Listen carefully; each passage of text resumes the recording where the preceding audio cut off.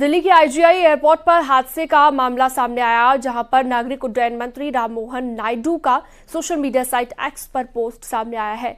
निजी रूप से हादसे की निगरानी कर रहा हूं, ये राममोहन नायडू ने कहा है। घायलों को अस्पताल में भिजवाया गया, ये भी उनकी ओर से कहा गया। तो राममोहन नायडू ने ये कहा है 3 घायलों को अस्पताल में भर्ती करवा दिया गया है। हादसे में 4 लोगों के घायल होने की खबर है।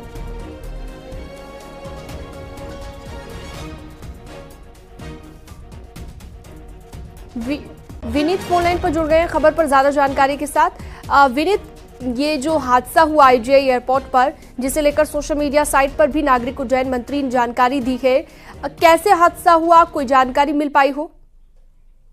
तौर पर मैं आपको बताना चाहूंगा कि बारिश के कारण जिस तरह से छत जो है वो छत गिर गई थी और एक वाहन पर जो है, जो जानकारी मिल रही है उसके अनुसार एक वाहन पर छत गिर गई, जिसके कारण उस वाहन के अंदर 4 लोग थे और 4 लोग में चारों लोग जो है वो घायल हो गए हैं। 3 व्यक्ति को जो है वो जो गंभीर रूप से घायल हुए हैं, उन्हें अस्पताल जो है वो ले जाया गया है। पूरे मामले की जांच जो है वो की जा रही है।